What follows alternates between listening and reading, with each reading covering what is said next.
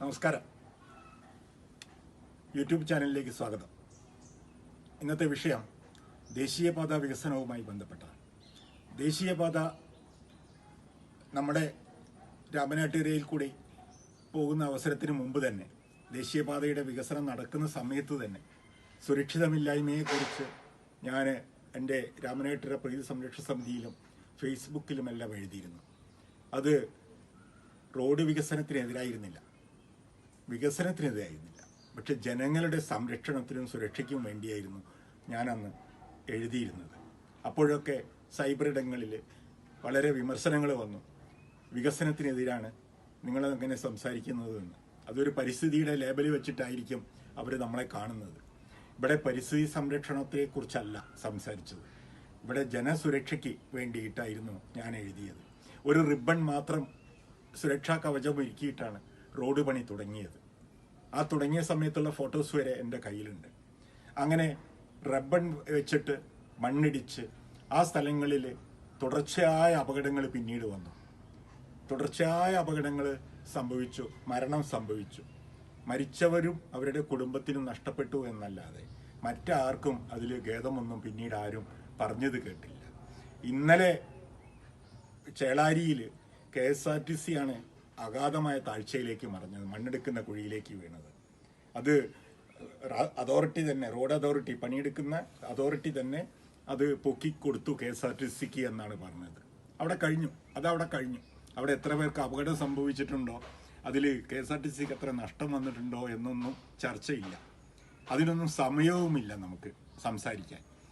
മാത്രവുമല്ല, 40 മീറ്റർ നീളത്തിലുള്ള റോഡ് വരുമ്പോൾ പ്രധാനപ്പെട്ട ജംഗ്ഷനിൽ എന്തെങ്കിലും ഒരു ഡിവൈഡർ വെച്ച് ഒരു സുരക്ഷ കാണിക്കണമായിരുന്നു. റോഡിന് വീതി കൂട്ടുന്ന സമയത്ത് ഇത് ഞാൻ എഴുതുകയും ചെയ്തിരുന്നു. ഈ 40 മീറ്റർ ചുറ്റളവിൽ എൻ്റെ പ്രദേശത്ത് പാറമ്മൽ ജംഗ്ഷനിൽ 40 മീറ്റർ നടന്നു വരാൻ ഒരാൾക്ക് വിഷമമാണെന്നും ബസ് കാത്തു നിൽക്കാൻ സ്ഥലമില്ലെന്നും നടന്നു പോകാൻ ഒരാൾക്ക് കഴിയാത്ത അവസ്ഥ, ഒരു പ്രായമുള്ള ഒരാൾക്ക് നടന്നു പോകാൻ അല്ലെങ്കിൽ കുട്ടികൾക്ക് നടന്നു പോകാൻ പറ്റാത്തൊരവസ്ഥ ഞാൻ കാണിച്ചിരുന്നു. അവിടെ തന്നെ നമ്മളെ ഒരു സുഹൃത്തിന് ബൈക്ക് ആക്സിഡൻറ്റിൽ മരണപ്പെടുകയും ചെയ്തിട്ടുണ്ട്. അപകടങ്ങൾ തുടർച്ചയായിട്ട് വന്നിട്ടുണ്ട്. ഞാൻ ഇപ്പോൾ പറയുന്നത് പാറമ്മൽ ജംഗ്ഷൻ, പുതുക്കോട് പാറമ്മൽ ജംഗ്ഷൻ പ്രധാനപ്പെട്ട ഒരു ജംഗ്ഷനാണത്. ആ ജംഗ്ഷനിൽ ഒരു അടിപ്പാത നിർമ്മിക്കാൻ വേണ്ടി ജനങ്ങൾ എത്രയോ കാലങ്ങളായി ഈ പാതയുടെ പണി തുടങ്ങുന്ന സമയം തൊട്ട് അതിനെപ്പറ്റി സംസാരിക്കുന്നു. പക്ഷേ ഇന്ന് വരെ ഒരു പരിഹാരവും ഉണ്ടായിട്ടില്ല. ആക്ഷൻ കമ്മിറ്റി, അതിൽ രാഷ്ട്രീയ വ്യത്യാസമില്ലാതെ ആക്ഷൻ കമ്മിറ്റി രൂപീകരിക്കുകയും തുടർ സമരങ്ങൾ, ദിവസങ്ങളോളമുള്ള തുടർ സമരങ്ങൾ, ഇപ്പോഴും അവിടെ പന്തൽ കെട്ടിയത് അവിടെ തന്നെയുണ്ട്, തുടർ സമരങ്ങൾ നടത്തി. പലതരത്തിലുള്ള പ്രക്ഷോഭങ്ങളാണ് അവിടെ നടത്തിയത്. കുത്തിയിരിപ്പ് സമരം, പട്ടിണി സമരം, സൈക്കിൾ സവാരി, മോട്ടോർ ബൈക്ക് റാലി എന്നു വേണ്ട ചെയ്യാൻ പറ്റുന്നതെല്ലാം അവിടെ പ്രക്ഷോഭ പരിപാടികളെല്ലാം ചെയ്തിട്ടും അതോറിറ്റിക്ക് കണ്ണു തുറന്നിട്ടില്ല. ഞാൻ മനസ്സിലാക്കിയത് 500 കിലോമീറ്ററോളം ദൂരമുള്ള ഈ ദേശീയപാതയിൽ കാസർഗോഡ് മാത്രമേ ജനങ്ങളുടെ ആവശ്യങ്ങൾ പറഞ്ഞിട്ട് ഒരു അടിപ്പാത നിർമ്മിക്കാൻ കഴിഞ്ഞിട്ടുള്ളൂ. അത് അവിടുത്തെ MLAയുടെ സ്വാധീനം ഉപയോഗിച്ചാണ് ചെയ്തതെന്നാണ് കേട്ടറിവേ ഉള്ളൂ. അതേ സമയത്ത് രാമനാട്ടുകരയിൽ ഓവർബ്രിഡ്ജ് ഉണ്ട്. അവിടെ നിന്ന് 4.5 കിലോമീറ്റർ ദൂരെ അഴിഞ്ഞിലത്ത് ഓവർബ്രിഡ്ജ് വന്നിട്ടുണ്ട്. അഴിഞ്ഞിലത്ത് ഓവർബ്രിഡ്ജ് വരികയും അതോട് ചേർന്ന് അഴിഞ്ഞിലം കടവിൽ പാലവുമുണ്ട്. ഈ അഴിഞ്ഞിലവും രാമനാട്ടുകരയുടെയും ഇടയിലാണ് ഈ പാറമ്മൽ ജംഗ്ഷൻ വരുന്നത്. അത് മാത്രമാണ് ഇതിലൊരു പോരായ്മയായി വന്നത്. കാരണം ഓവർബ്രിഡ്ജ് രാമനാട്ടുകരയിലും അതേ സമയത്ത് അഴിഞ്ഞിലത്തും ഓവർബ്രിഡ്ജ് വന്നപ്പോൾ അതിൻ്റെ നടുവിൽപ്പെട്ട് ഉഴലുകയാണ് പുതുക്കോട് നിവാസികളും പാറമ്മൽ നിവാസികളും. ആയിരക്കണക്കിന് പേര് പല ആവശ്യങ്ങൾക്കായിട്ട്, റേഷൻ കടയായാലും സ്കൂളായാലും മറ്റ് പല ആവശ്യങ്ങൾക്കുമായിട്ട് ഇടതടവില്ലാതെ ഫറൂഖ് കോളേജിലേക്ക് വരെ പോകുന്ന ഒരു റോഡ് പെട്ടെന്ന് ഒരു സുപ്രഭാതത്തിൽ തടസ്സപ്പെടുമ്പോഴുള്ള ജനവികാരം മനസ്സിലാക്കേണ്ടതായിരുന്നു. ഇത് DPR തുടങ്ങിയ അവസരത്തിൽ അല്ലെങ്കിൽ സർവേ നടക്കുന്ന അവസരത്തിൽ ഇത് ശ്രദ്ധിക്കപ്പെടേണ്ടത് ഒന്നായിരുന്നു. അന്ന് ഇതുപോലത്തെ ഒരു ദേശീയപാത വരികയും അല്ലെങ്കിൽ ദേശീയപാതയിൽ ഇതുപോലെയുള്ള ജംഗ്ഷൻ വരണമെന്നും അല്ലെങ്കിൽ അടിപ്പാത വരേണ്ടി വരുമെന്നൊന്നും ദീർഘവീക്ഷണമൊന്നും പഞ്ചായത്തിനോ അധികൃതർക്കോ ഉണ്ടായില്ല എന്നുള്ളത് വിഷമമുള്ള ഒരു കാര്യം തന്നെയാണ്. അത് അവരെ കുറ്റപ്പെടുത്തിയിട്ട് കാര്യമില്ല. ഒരു ദേശീയപാത വരുമ്പോൾ നമ്മൾ വിചാരിച്ചതുപോലെയല്ല, 6 വരി പാതയൊന്നും പെട്ടെന്ന് വരില്ല എന്നുള്ള പ്രതീക്ഷ തന്നെയായിരുന്നു എല്ലാവർക്കും. പക്ഷേ ഇത് പെട്ടെന്ന് 6 വരി പാത, 2 വരി പാതയിൽ നിന്ന് 6 വരി പാതയിലേക്ക് ഒരു എടുത്തുചാട്ടം തന്നെയായിരുന്നു, ഒരു കുതിപ്പായിരുന്നു കേരളത്തിൻ്റെ. അവിടെ നമുക്ക് നഷ്ടപ്പെട്ടത് പാരമ്പര്യ തനിമയോടുകൂടിയ പാറമ്മൽ ടൗണാണ്.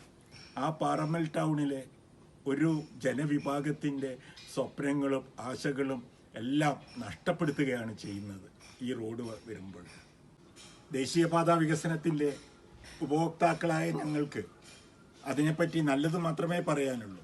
കാരണം റോഡ് വികസനം, റോഡ് വരിക എന്ന് പറയുന്നത് ഒരു ജനതയെ സംബന്ധിച്ച് ഒരു ദേശത്തിൻ്റെ മാത്രമല്ല, ഒരു പ്രദേശത്തിൻ്റെ മാത്രമല്ല, എത്രയോ ദൂരെ കാസർഗോഡ്, തിരുവനന്തപുരം മുതൽ കാസർഗോഡ് വരെ യാത്ര ചെയ്യുന്നവർക്ക് വളരെ എളുപ്പത്തിൽ യാത്ര ചെയ്യാൻ പറ്റുന്ന ഒരു, അതും മൂന്ന് തരത്തിൽ സ്പീഡ് ആയിട്ട് ഈ 6 വരി പാതയിൽ പെട്ടെന്ന് പോകേണ്ടവർക്ക്, അതിൽ ഭാരം വഹിച്ച വാഹനങ്ങൾക്ക് പോകേണ്ടതും അതുപോലെ സ്പീഡിൽ പോകേണ്ട വാഹനങ്ങൾക്കും 3 ട്രാക്കായിട്ടാണ് കൊടുത്തിരിക്കുന്നത്.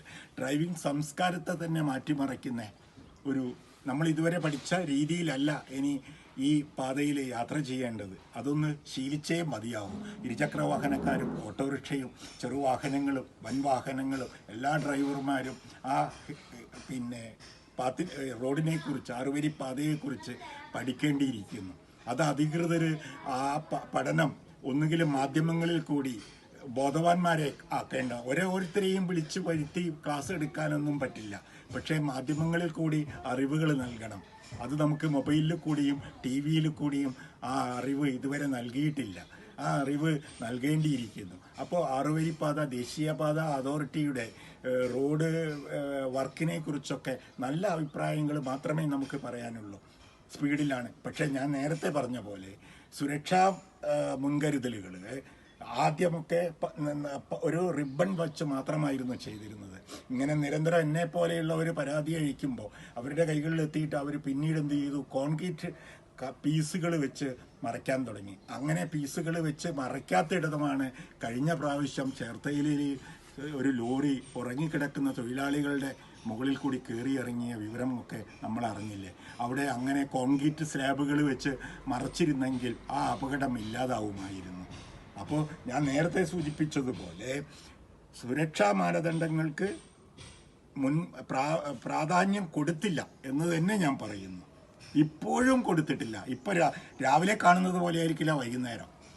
ഒരു സിഗ്നൽ പോലും, കൃത്യമായ സിഗ്നൽ പോലും കൊടുക്കാതെ പെട്ടെന്നൊരു ബ്ലോക്ക് ചെയ്യുക അല്ലെങ്കിൽ വഴിതിരിച്ചു വിടുക, ഒരു റിബൺ മാത്രം കെട്ടി തിരിച്ചു വിടുന്ന സംവിധാനമാണ് കാണുന്നത്.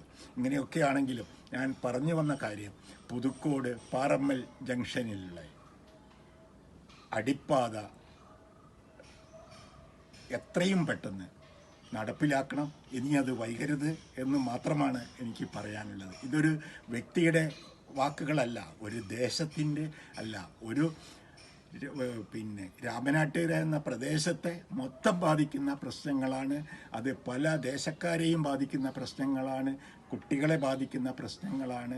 അത് മനസ്സിലാക്കിയെങ്കിലും ദേശീയപാത അതോറിറ്റി ഒരു ഫുട്പാത്ത് എങ്കിലും അവിടെ വെച്ചു തരണം. ഒരു അടിപ്പാത എന്തായാലും വേണമെന്ന് തന്നെയാണ് ഞങ്ങളുടെ ആഗ്രഹം.